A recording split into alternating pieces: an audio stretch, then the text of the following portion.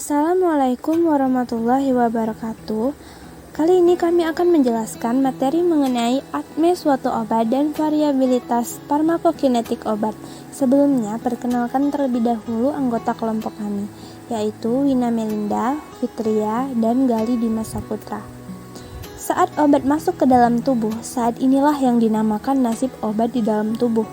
Nah, obat yang diberikan secara oral akan mengalami proses farmakokinetik dan farmakodinamik, di mana farmakokinetik adalah ilmu yang mempelajari tentang nasib obat yang ada di dalam tubuh sampai keluarnya obat itu di dalam tubuh. Nah, sedangkan farmakodinamik adalah aksi atau efek dari obat yang dikonsumsi. Bentuk dari sediaan mempengaruhi dari fase biofarmasetika, di mana biofarmasetika adalah ilmu yang mengkaji sifat fisikokimia zat aktif, bentuk sediaan, rute pemberian terhadap proses absorpsi obat yang akan berpengaruh pada ketersediaan hayati obat di dalam tubuh manusia. Proses yang terjadi pada fase biofarmasetika saat obat masuk ke dalam tubuh, obat akan terpecah menjadi granul dan zat aktif, sehingga obat tersebut mengalami pelepasan atau liberasi dan kemudian terlarut. Nah, lalu obat akan terdisolusi dan mengalami penyerapan atau yang dinamakan dengan absorpsi. Berikutnya, obat akan mengalami fase farmakokinetik yang terdiri dari 4 tahap, yaitu ada absorpsi, distribusi, metabolisme, dan ekskresi.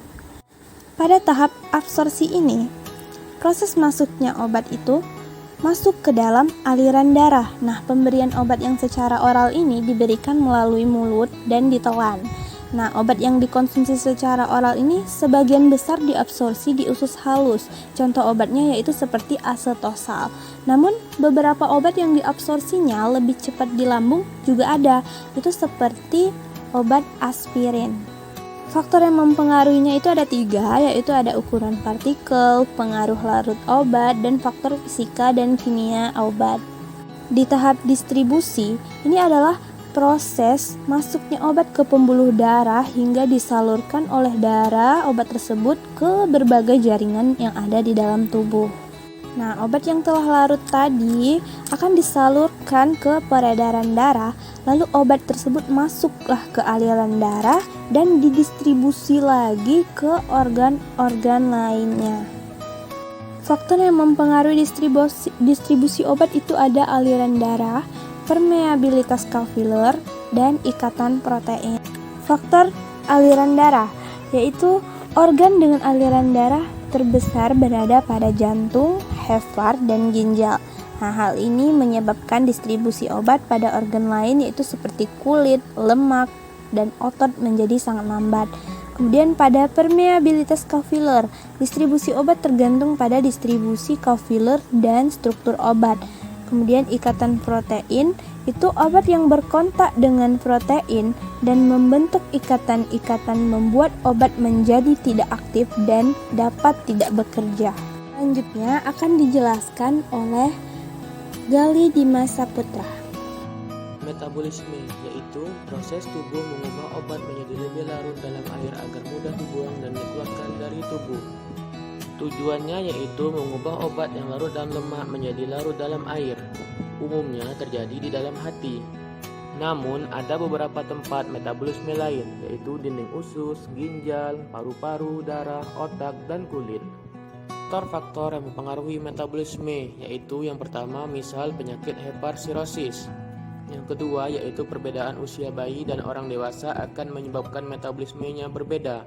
Yang ketiga yaitu perbedaan gen membuat beberapa orang mempunyai metabolisme yang cepat dan ada pula yang lambat. Contohnya yaitu hidup di sekitar orang perokok menyebabkan kita akan menjadi perokok pasif, stres, dan lain-lain. Selanjutnya yaitu ekskresi merupakan pembuangan obat dari tubuh. Jalan utama ekskresi dibagi menjadi 4 yaitu ginjal, paru-paru, empedu, serta kulit. Baiklah, selanjutnya akan dilanjutin oleh Wina Melinda. ya, di sini saya akan menjelaskan yang variabilitas farmakokinetik. Adapun pengertian dari variabilitas farmakokinetik adalah perbedaan respon obat antar pasien akibat perbedaan usia. Nah, misalnya proses absorpsi pada anak-anak dan orang dewasa itu berbeda karena respon yang ditimbulkan pun berbeda. Adapun faktornya tuh karena genetik, penyakit, usia dan ukuran tubuh, obat-obatan dan lingkungan. Kemudian contoh kasusnya obat paracetamol pada dewasa itu 325 sampai 650 mg tiap 4 sampai 6 jam atau 1000 mg tiap 6 sampai 8 jam. Nah, paracetamol biasanya tersedia dalam bentuk tablet dengan kandungan 500 mg. Paracetamol 500 mg dapat diminum tiap 4 sampai 6 jam sekali untuk meredakan demam. Pada anak-anak 12 tahun itu 325 sampai 650 mg per 4 sampai 6 jam atau 1000 mg tiap 6 sampai 8 jam. Kemudian, pengaruh gender terhadap absorpsi obat.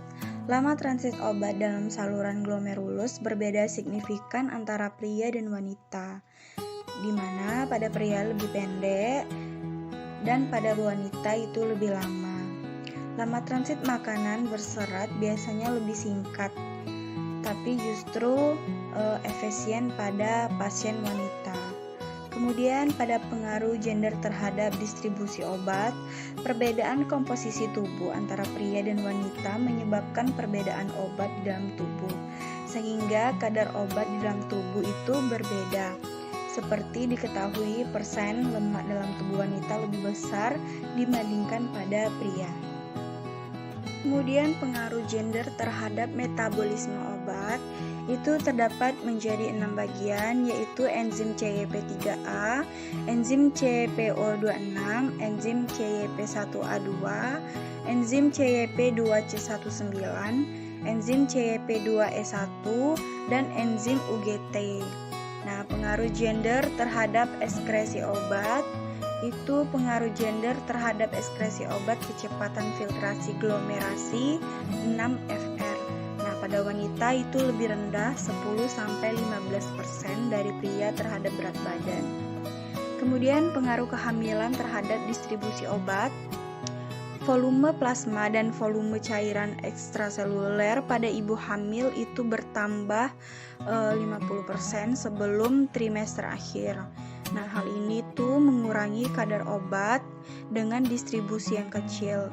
Ini berarti fraksi bebas obat yang bersifat asam dapat sangat bertambah dan yang bersifat basa sangat berkurang pada trimester akhir. Kemudian pengaruh kehamilan terhadap distribusi obat. Nah, pada clients, obat di hati ditentukan oleh ikatan protein, kemudian aktivitas enzim hati, dan kecepatan aliran darah ke hati. Kemudian esterogen dan progesteron dan momen garuhi metabolisme hati. Contohnya, metabolisme obat ke hati meningkatkan penurunan eliminasi kepatik obat seperti teofilin dan kafein. Nah, jadi itulah penjelasan dari kelompok kami. Jika masih ada yang kurang, kalian bisa komen aja di kolom komentar. Dan semoga video ini bermanfaat. Dan jangan lupa di like, comment, and subscribe.